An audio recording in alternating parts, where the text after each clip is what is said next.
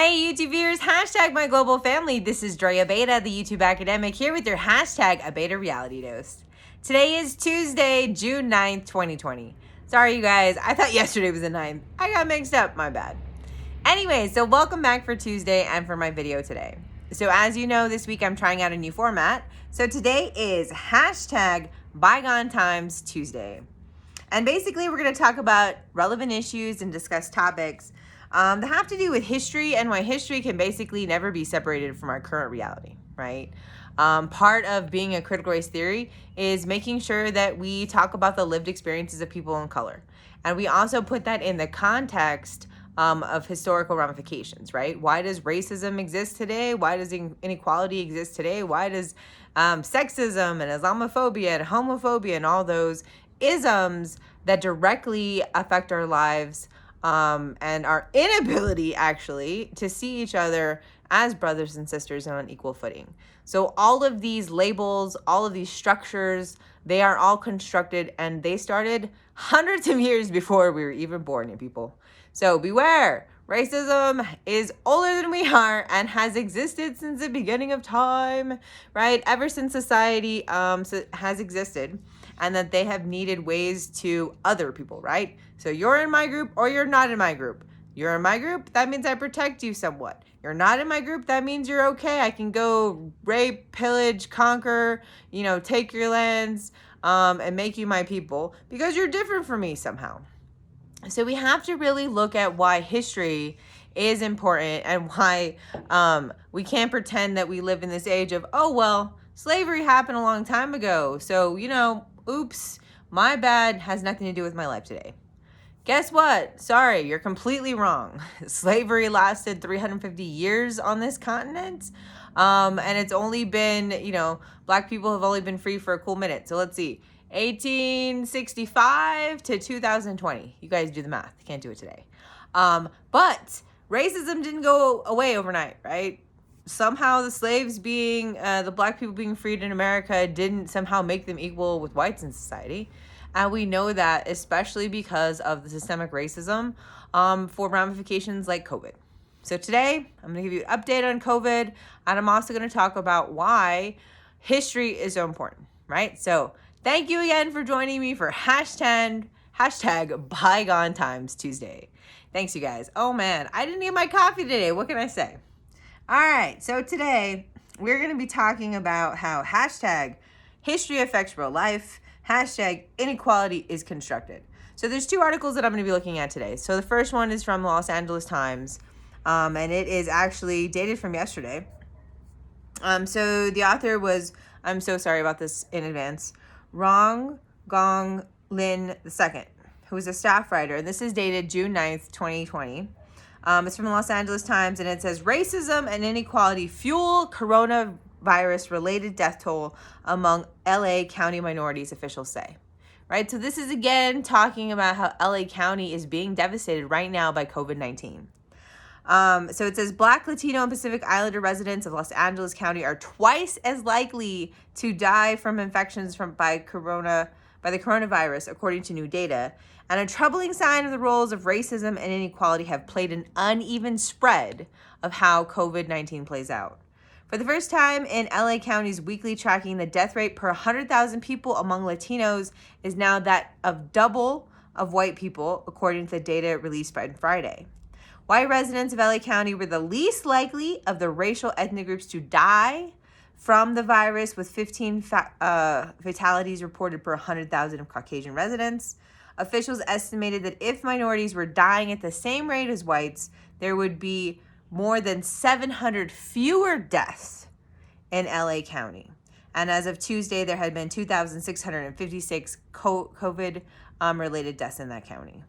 So again, this is just to highlight, you guys, especially in a county like LA that is marked by inequality, right? There's haves and have-nots. They're literally showing how this is playing out in Black and brown communities, and it's not good. We're getting killed. This is modern day genocide. Again, hashtag COVID is modern day genocide. And our government at all levels, state, county, federal, city, whatever, their inability to do what they need to in protecting our people results in our genocide, right? So every month that they don't increase stipends or think about stipends, right? Unemployment is going to be running out, I think, at the end of July for the extra $600 that people have been receiving. What is that going to happen? When things like unemployment start to run out, what is that going to mean for our people?